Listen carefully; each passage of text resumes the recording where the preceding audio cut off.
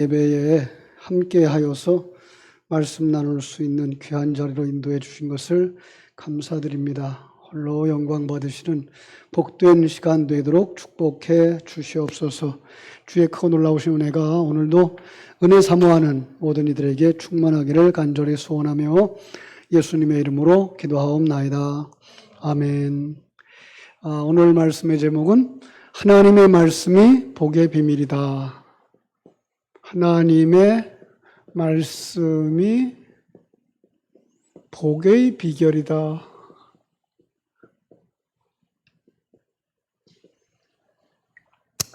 7월 한 달 동안 수요일마다 귀한 말씀을 묵상하면서 우리가 교훈을 받았는데요. 한번 이렇게 설교 제목들을 한번 모아봤어요. 첫째 주에 항상 하나님께 예배하라. 두 번째, 경외함으로 하나님께 예배하라. 세 번째, 삶으로 예배하라. 주제가 뭐예요? 7월달 주제가 예배였죠?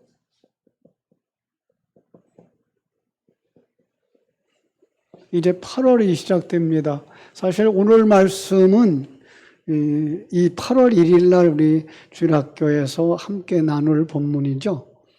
뭐라 그랬어요? 하나님의 말씀이 복의 비결이다. 이렇게 말씀하고 있어요. 그래서 한번 이번 달에 주어질 말씀들을 생각해 봤어요. 그랬더니 이게 복에 관하여서 설교하는 거구나. 주제가 복이다. 여러분, 그래서 한번 생각해 봤어요. 여러분들이 만약에 복에 관해서 설교한다 그러면 어떤 내용들을 설교할까? 아니, 복에 관해서 알고 싶다 그러면 어떤 것을 알고 싶을까? 그죠? 그래서 한번 생각해 봤어요. 복이 뭘까? 뭐가 복이죠? 이런 부분. 그죠?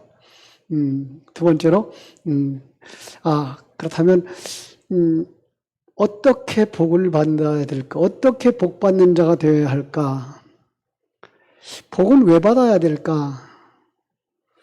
더군다나 그 복을 어떻게 누리면서 살까? 그래서 한번 우리 주일학교 공과에 나와 있는 말씀을 생각해 봤더니 말씀에 그 복이 이렇게 나눠져 있더라고요. 두 번째 주에 나와 있는 말씀의 제목이 뭔가 하면 하나님과 동행하는 것이 복이다. 하나님과 동행하는 것이 복이다. 세 번째 주에는 복을 나누는 삶, 복을 나누는 삶을 살자. 네 번째 주에는 순종의 복을 누리자. 다섯 번째 주에 복의 길을 선택하라. 오늘이 첫 번째 주가 되겠죠? 이것이 8월 1일 날 것이에요. 그죠? 하나님의 말씀이 복의 비결이다. 이런 뜻으로 되어져 있어요.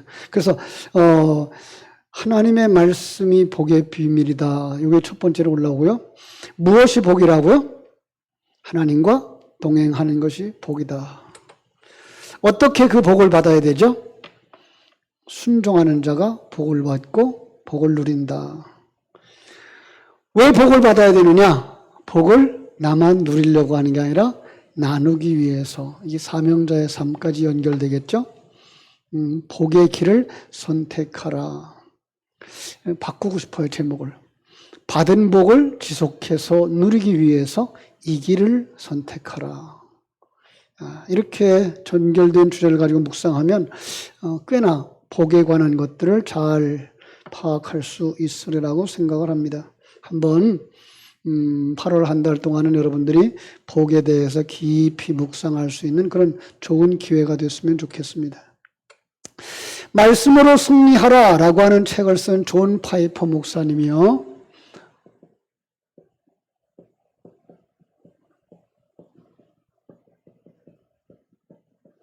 말씀으로 승리하라.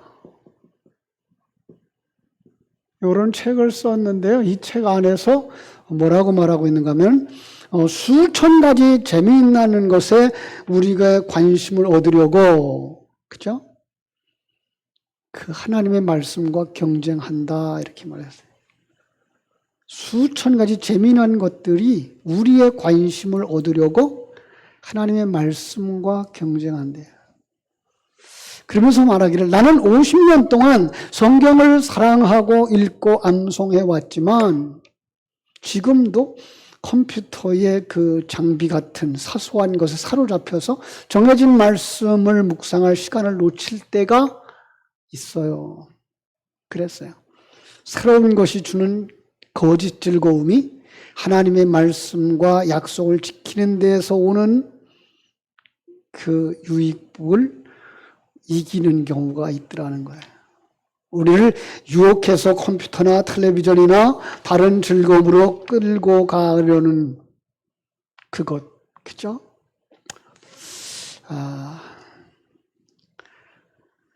우리는 성경을 읽고 묵상하고 암송하고 연구하는 일이 우리를 유혹하는 그 어떤 것보다 이 생과 내생에서 더 많은 기쁨을 준다는 증거를 스스로 제시해야 한다. 그렇지 못하면 어떻게 된다고요? 거기 끌려간다. 이제부터 제 생각이에요. 이 생과 내세에서 더 많은 기쁨을 준다는 증거가 진리의 말씀 가운데 있다고 하는 확신이 없다면 신앙생활은 그냥 무거운 짐이고 시간 낭비하는 것처럼 여겨지고 만다는 거예요. 여러분, 우리가 정말 예배가 중요하고 정말 말씀이 중요하고 이것도 치면 우리는 정말 엄청난 것을 잃어버리는 거야 라는 생각이 없으면 우리는 세상으로 끌려가고 예배에 나오는 것, 성경 말씀을 읽고 그 말씀을 묵상하는 그 시간을 낭비라고 생각하게 된다라는 거예요. 세상을 살다 보니까요, 어떤 일에 미치지 않으면 그걸 지속할 수가 없어요. 그죠? 더 직접적으로 말한다면 천국에 미치지 않으면 천국에 대해서 관심을 가지지 않는다는 거예요. 요즘 젊은이들이요, 돈벌이를 하려고 여러 가지로 애를 쓰는데요. 그 돈벌이 하는 것도 마찬가지예요. 그 부분에 집중하고 그 부분에 미치지 않으면 그걸 지속하지 못한다는 거예요. 그런 면에서 지금 코로나19 그리고 거기에 대처하도록 요구하는 정부의 교회에 대한 요구 상황은 우리의 신앙을 회방하는 아주 큰 회방뿐이요 함정이라는 것을 인정할 수밖에 없죠. 왜죠? 성경은 우리에게 뭐라 그래요? 히브리서 10장 24절 25절 뭐라 그랬을까요? 모이기를 패하는 어떤 사람의 습관과 같이 하지 말고 오직 권하여 그날이 가까움을 볼수록 더욱 그리하자. 뭐를? 서로 돌아보고 사랑과 선행을 격려하자.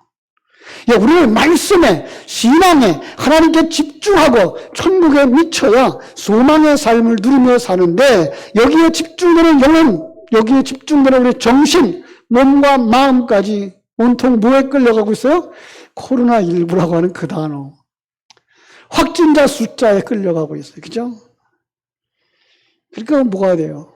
그쪽에 집중하면 이쪽 거 소홀히 여긴다니까요. 예배의 소홀히 여기고요. 신앙 그 말씀에 소홀히 여길 수밖에 없어요. 오늘 우리가 그런 면에서 오늘 굉장히 중요한 부분을 우리가 만나게 되는데요. 여러분, 오늘 본문이 신명기 17장이죠. 자, 신명기 17장. 성경의 어떤 부분인지 개요적인 면에서 한번 보세요. 신명기서는요, 출애굽한 이스라엘 백성들이 가나안 입성을 앞에 두는 시점에서 모세가 그들에게 마지막으로 호소하는 세 편의 설교로 되어져 있죠. 첫째 설교에서는 40년의 그 구원의 역사를 간략하게 회고하고 있어요. 두 번째로는요, 4장 44절부터 26장 19절까지 아주 긴 설교인데 아주 중요한 내용이 들어가 있어요. 율법을 주신 이유로부터 시작해서 구원의 전체적인 이야기를 강조합니다. 그러니까 첫 번째 설교에서 너는 구원받은 자야 강조했다면 두 번째 설교에서 강조하고 있는 게 뭐예요? 구원받은 자다운 삶.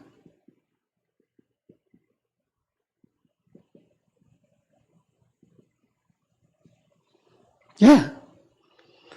여러분, 구원받은 자다운 삶. 정말 하나님과의 관계. 그죠? 그리고 그 속에서 여러 가지 이야기를 해요. 음식 문제, 또 율법 문제, 질서의 문제, 이런 것들을 쭉 설명하면서 그 속에서 절기에 대해서도 얘기하고, 그리고 그 절기를 지켜야 되는 너희들이 어떤 사람이냐라고 얘기를 하는데, 거기서 놀라운 건 너희들은 제사장이야, 선지자야, 왕이야 라고 말씀을 하신다고요. 여러분, 이건 누구의 직함이죠? 예수 그리스도의 삼직이죠? 그런데요, 예수 그리스도만 가지는 삼직이 아니라 우리가 잃어버린 삼직을 예수 그리스도를 통해서 회복시켜 주셔서 우리에게 맡겨주시고 가시는 직분이란 말이에요. 그러니까 예수님이 첫 열매가 되어서 완성되어지는 그 모습 속에 우리가 들어가 있기 때문에 성경은 우리에게 뭐라 그래요? 너희가 왕이야 라고 말하고 있어요. 너희가 제사장이야 라고 말하고 있고요. 너희가 선지자야 라고 말하고 있어요. 그럼 이것들을 우리가 발견할 수 있으면 정말 큰 힘을 얻고 또 큰 책임감을 가지고 살아갈 수 있을 거예요. 그렇죠? 자, 그 중에 오늘 본문에는 뭘 얘기하고 있죠? 왕에 대하여 이야기하고 있어요. 왕, 그죠? 왕의 선택, 왕의 의무, 이렇게 나눠보면 어떤 생각을 가지게 되죠? 하나님은 그 사람의 영적 수준으로 해석하거든요. 유치원에 다니는 아들에게 요구하는 것과 대학교에 다니는 아들에게 요구하는 것이 다르죠. 그러나 우리 모두 자녀를 위해 배려하시는 하나님, 성경은 우리에게 단단한 음식을 먹을 수 있도록 장성하라고 요구하고 있어요. 제가 본 본문은요, 16장에서 너희는 이렇게 구원받은 것이야를 다시 한번 강조해 주거든요. 뭐죠? 16장에 절기죠. 그죠? 6월절, 맥추절, 초막절을 통해서 각인시켜 주는 거예요. 너는 구원받은 하나님의 자녀야. 그죠? 그리고서 이제 17장에 나와서 왕에 관해서 이야기를 하면서 왕의 책임과 의무가 주어지는 거예요. 여러분, 무엇보다도 우리가 기억해야 될 거, 나는 왕이다라는 거예요. 여러분, 계시록 20장 4절을 한번 보실래요? 계시록 20장 4절, 조금은 어려운 해석입니다만은 계시록 20장 4절에 가보면은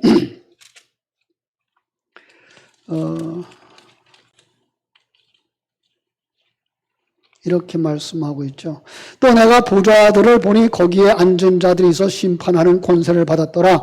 또 내가 보니 예수의 증언함과 하나님의 말씀 때문에 목배임을 당한 자들의 영혼들과 그 짐승과 그의 우상에게 경배하지 아니하고 그들의 이마와 손에 그 표를 받지 아니한 자들이 살아서 그리스도와 더불어 1000년 동안 왕노릇하니.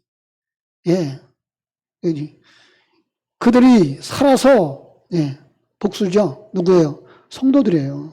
그리스도와 더불어 1000년 동안 왕노릇한다라고 말씀하고 있어요. 그렇죠? 그러니까 그리스도의 삼직이 바로 우리에게 주어진 그 직분인데 불구하고 이 시간과 공간 세계 속에서 우리가 누려야 될 것인데 누리지 못하고 타락함으로 말미암아 잃어버렸기 때문에 예수 그리스도를 통해서 회복시켜 주신 거예요. 그 먼저는 예수 그리스도가 왕으로 제사장으로 선지자로서 역할을 다 하신단 말이에요. 그래서 천절매로 완성시켜 놓고서는 그 가운데 우리를 탁 넣어놓고서 우리가 다른 거 알잖아요. 다른 건 다 빼놓고 뭐 같아요? 왕 같은 제사장이라는 이야기를 아시잖아요. 그죠? 왕 같은 제사장이라는 말은 무슨 말이라고요? 왕이요 제사장이라는 의미거든요. 예. 누구예요? 우리가. 자, 이런 면에서 여러분들이 영적인 이 시대 속에서 우리는 왕 같은 자로 살아야 되는데 어떤 자가 왕으로 세워졌을까요? 오늘 본문으로 다시 돌아오면 왕은 어떤 사람이 세워져요? 하나님이 선택한 자라고 이야기하고 있어요. 자, 여기서부터 이제 왕은 하나님이 선택한 자. 네, 이런 의미가 아주 중요하죠. 그죠? 이스라엘 왕이 될 수 있는 첫 번째 조건, 14절과 15절에 말하고 있는데 그게 뭔가면 하나님의 선택이에요. 여러분, 하나님이 이스라엘 왕을 세우실 때 어떻게 세우셨는지 하나님의 선택에 관하여서 이렇게 잘 알고 있어요. 사사시대를 지내면서 사사시대의 특징 뭐예요? 사사기 21장 25절. 왕이 없으므로 자기 소견에 옳은 대로 행하였더라. 예. 자기가 왕 되어진 거죠. 그리고 너희들이 원하는 왕은 이런 왕이지. 그리고 세워놓은 사람이 사울 왕이죠. 여러분, 사울의 특징이 어떤 사람이었는지 아셔요? 사무엘상 9장 2절에 보면 그 이름은 사울이요 준수한 소년이라 이스라엘 자손 중에 그보다 더 준수한 자가 없고 키는 모든 백성보다 어깨 위만큼 더 컸더라. 이게가 그 당시에 통용하는 그 격언이에요. 굉장히 뛰어난 사람, 그죠? 그걸 갖다가 키가 모든 사람보다 어깨만큼 더 컸더라. 잘났다는 거죠. 뛰어나다는 거죠. 네. 그래서 왕이 된 거예요. 자, 그런데 저가 하나님께 순종하지 않아요. 왜 그랬을까요? 내가 왕인데 뭐. 내가 탁월한데, 내가 잘났는데, 하나님이라 그래도 소용없어. 이게 뭐예요? 타락하는 모습이죠. 그래서 폐위되는 거예요. 그죠? 그리고 하나님은 내가 원하는 왕은 이런 왕이야. 그런 왕이 아니고 이런 왕이야. 어떤 왕? 마음에 합한 사람. 내 마음에 합한 사람. 사람들의 눈에는 아니 자기 아버지의 눈에도조차 왕으로 제목이 되지를 않아요. 그죠? 그러나 하나님이 함께 하시면 하나님이 선택하셨으니 왕으로 세움받아 왕이 기뻐하는 일을 하게 된다 이거죠. 예. 그래서 그 중심이 뭐예요? 15절. 왕이 될 수 있는 첫 번째 조건, 하나님이 택한 자여야 된다라고 하는 거죠. 하나님이 택한 자여야 된다. 인간의 재능이나 탁월함이 왕의 자리를 보증하는 것이 아니라, 그죠? 그런데 그 말은 세상에서 통용되고 있잖아요. 사람들은 인간의 조건을 따지죠. 그러나 하나님 나라의 왕은 오직 하나님의 은혜로운 선택에 의해서만 세워진다. 이처럼 하나님은 우리를 베드로전서 2장 9절이 말한 것처럼 왕이요 제사장으로 선택하고 그분의 소유를 삼아 주셨다. 베드로전서 2장 9절이에요. 그죠? 야, 이제 우리가 기억해야 될 것, 왕이 해야 될 일.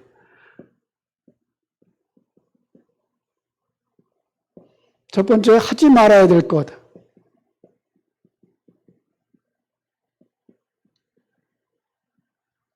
해야 될 것.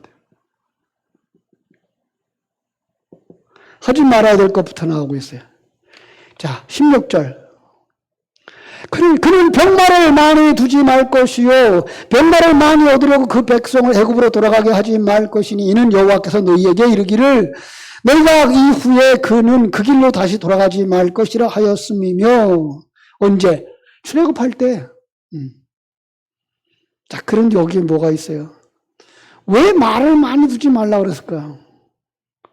왜 무기를 많이 두지 말라고 그랬을까요? 그걸로 힘을 삼아서 살까봐. 그죠? 그럼 그게 어디예요? 거기가 애굽이죠. 세상이죠. 세상의 것을 힘으로 삼지 말아야예요. 성도들은 세상의 것을 힘으로 삼지 않습니다. 그것이 애굽의 양식을 구하지 않고 바벨론 양식을 거절하고 뭐만 먹는 거예요? 만나와 생수를 먹으면서 이 세상에서 금식하는 자들의 모습인 거죠. 자, 병마를 얻기 위해서 애굽으로 가지도 마라. 그 이유는 당시에 말이 애굽에서 많이 났기 때문에 애굽은 강력한 병거로 유명한 나라였고 병마를 얻기 위해서 자연스럽게 애굽계 교역을 하는 수밖에 없었던 것이죠. 따라서 말을 많이 소유한다는 것은 백성들에게 애굽으로 내려가는 빌미를 제공한다는 의미에서 말을 많이 두지 말라. 그러나 조금 더 나아가면 당신이 힘을 얻으려고 세상에 손을 벌리지 마라. 누구의 힘으로 살라? 여호와 하나님의 힘으로 살라. 창세기 15장 생각나시죠? 14장에서 아브라함이 집에서 길리운 315명 데리고 가서 저 북쪽에 연합군과 전쟁을 해가지고 전리품들을 뺏어오고 가솔들을 다 데리고 오잖아요. 그죠? 데리고 와서는 그걸 누구한테 주워버려요? 제사장한테 주워버리고 그리고 다 돌려보내고 자기는 빈털터리가 됐어요. 그런데 저녁에 좀 아까웠나 봐. 속이 많이 불편했나 봐. 그러니까 하나님이 탁 나타나서 뭐라 그래요? 내가 네 방패야, 두려워하지 마라. 내가 네 상급이잖아 라고 말씀하세요. 두려웠겠죠. 아니 집에서 길르는 군사도 아닌, 그죠? 그냥 가정 그 집안을 지키고 있고 집안을 운영하고 있는 그들이 318명 가가지고 4개국의 연합군과 전쟁을 해서 싸워왔으니 그 연합군이 가만히 있겠어요? 다시 쳐들어오겠지라는 그 두려움. 그때 하나님이 뭐라 그래요? 내가 네 방패야. 그거 물질 다 돌려줬다고 아까워하니? 내가 네 상급이잖아. 내가 내 물질이잖아. 그죠? 그래서 여기서 우리는 뭘 찾을 수 있어요? 하나님을 힘으로 삼아라. 믿습니까?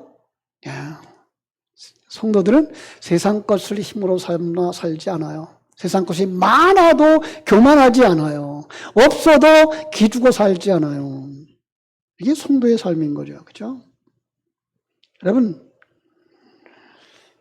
다윗의 조약돌이 힘이죠. 그죠? 사울의 검이 아니라 다윗의 조약돌이 힘이었던 거죠.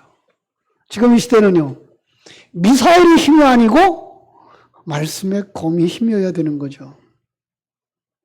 자, 또 하나 요구합니다. 아내를 많이 두는 것과 은금을 쌓는 것을 멀리하라. 하지 마라. 그죠? 여러분, 이것을 세상적인 관점과 가치관으로 해석하시렵니까? 영적인 것으로 해석하시렵니까? 먼저 세상적인 관점으로 해석을 해볼까요? 아내를 많이 두는 것, 자기를 위해 은금을 쌓는 행위를 금하셨다. 그래서 솔로몬은 말년에 많은 처첩을 거느리고 부귀영화를 누렸던 그것을 말미암아 그가 무너졌다. 이렇게 볼 수 있어요. 그죠? 더 중요한 건 여기에 영적인 진리를 담아서 영적인 관점으로 보도록 하신다는 거죠.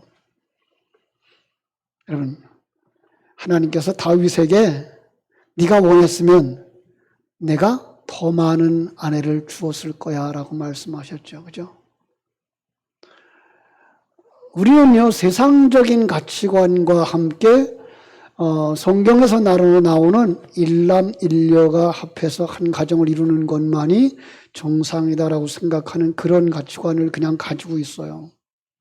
그래서 야곱의 아내가 넷인 걸 어떻게 설명할지 못하고 넘어가죠. 우물우물 넘어가는 경우가 많죠. 근데 그건 바로 그리스도가 동서남북에서 하나님의 자녀 12를 걸어 모으는 그 그림이거든요.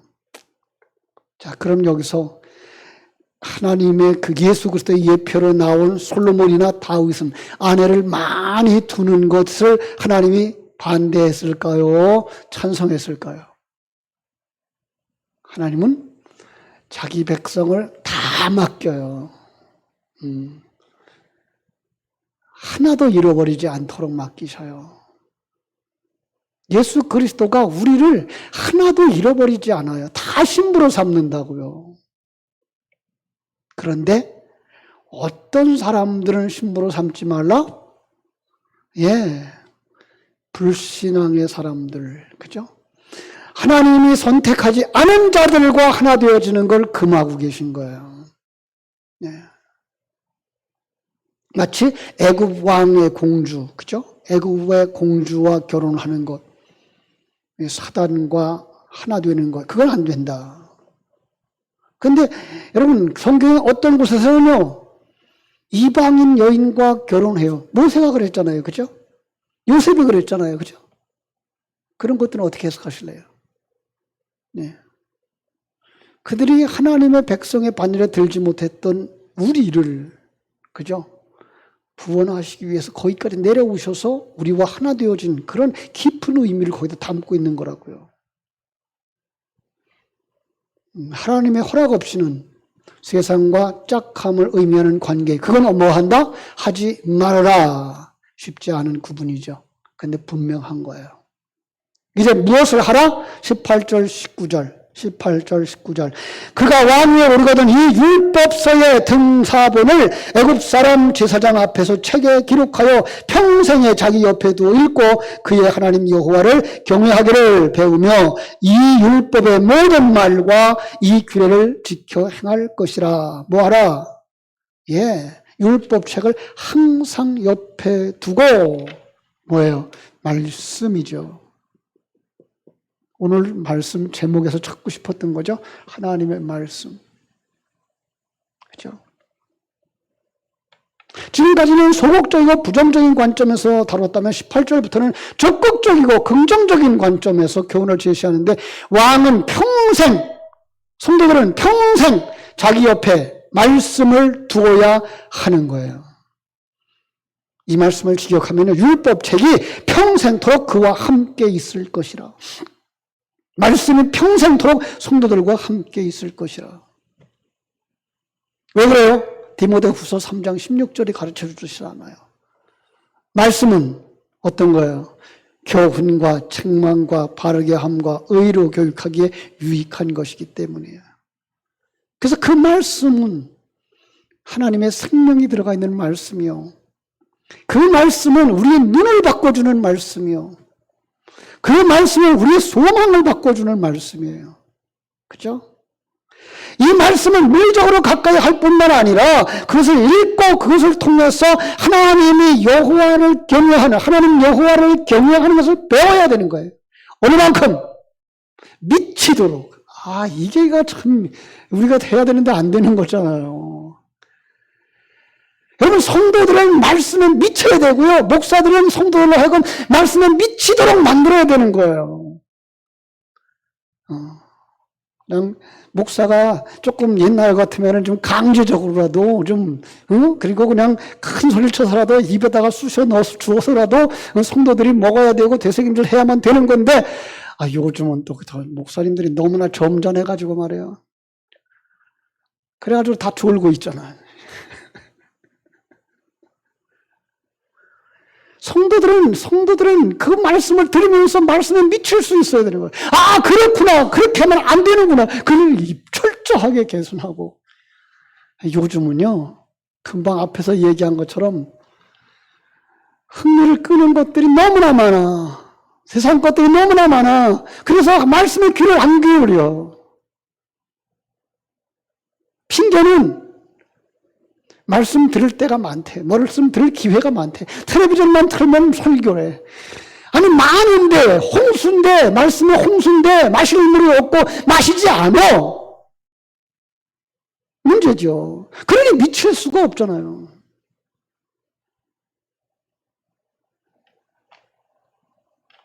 여러분, 우리는요, 가난한 시절을 살아봤잖아요. 그죠? 가난한 시절에 먹었던 음식들요, 그때만 해도 얼마나 좋았어요. 그거 없으면 못 살았어요. 요즘은요, 먹을 게 많으니까 그 옛날에 했던 거 해주면 먹어요, 안 먹어요? 맛이 없대요.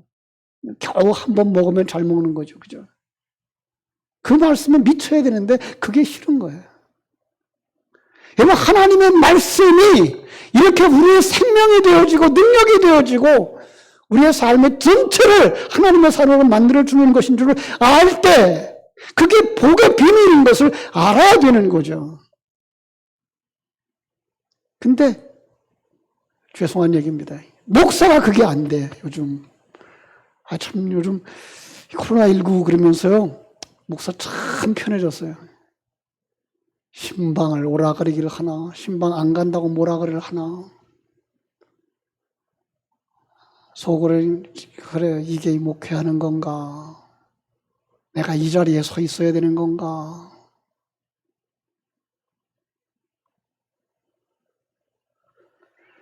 내가 미치질 않아. 내가 말씀을 미치지를 않아. 말씀을 전하면서도 뜨거운 열정이 묻어나지를 않고 큰 소리 치고 싶은 마음이 없어지고 성도들로 하여금 찔끔하도록 만드는 그 능력이 깨져버렸다고요. 부서졌더라고요.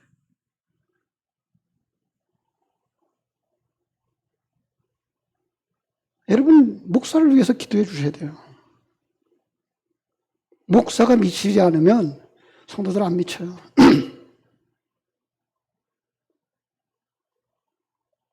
지나간 8년을 돌이켜보면서 다시 돌아왔을 때에 교회를 회복시켜 보려고, 전도에 미쳐보려고 했던 그 순간들은 성도들이 그래도 입에서 전도라는 말이 나왔고 새신자들이 들어왔더라고요. 목사의 입에서 전도라는 입이 안 나오니까 성도들의 입에서 전도가 이루어지지 않고 새신자의 등록이 멈췄더라고요. 그래도 되는 겁니까? 에이, 코로나19 때인데요, 뭐 핑계죠.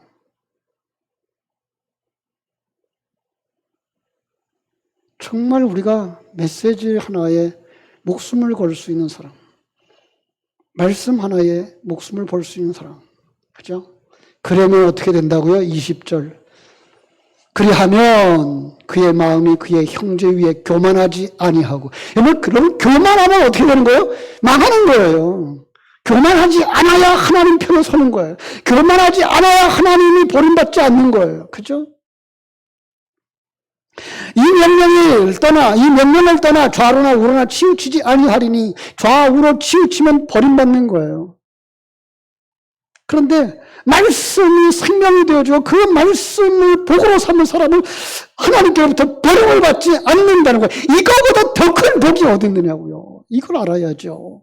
이걸 누려야죠. 목사가 먼저 말씀을 받는 우리가 먼저. 그래서 하나님의 말씀이 복의 비결인 것을 깊이 깨닫고 말씀으로 돌아가자. 말씀 암송으로 돌아가고 말씀 읽기로 돌아가고 그 말씀을 토론하는 자리로 돌아가자. 그러면 그게 여러분들 속에서 소소하게 일어날 때 목사는 큰 소리로 거기에 불을 붙일 수가 있는 거야. 목사 혼자 북치고 장구치고 다 할 수가 없어요. 신앙은 누구의 거예요? 목사의 거예요? 여러분 자신의 거예요. 나중에 하나님 앞에 설 때, 그때 목사님이 안 가르쳐 줬어요. 그래봐도 소용없어요. 그 책임은 여러분 자신들이 져야 되는 거예요.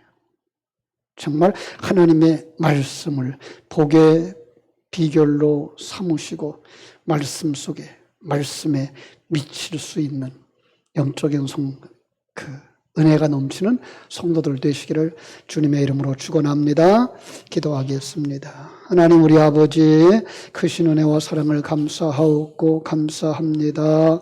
오늘도 이제 복이 무엇인지 8월 달에 말씀을 해 주실 텐데 정말 하나님의 말씀을 통해서 진정한 복 그리고 하나님과 동행하는 것이 복이며 그 복을 나누는 삶 그 하나님에게 순종함으로 복을 누리는 삶, 그 복된 길을 선택하고 그 복된 길을 끝까지 달려갈 수 있는 하나님의 사람들 되어지고 다음 세대들에게 이걸 제시함으로 말미암아서 저들도 정말 여기에 맛을 느끼고 말씀 가운데 들어올 수 있도록 세워가는 우리 포리교회 성도들 되도록 도우시고 역사해 주옵소서. 예수님 거룩하신 이름으로 기도하옵나이다. 아멘.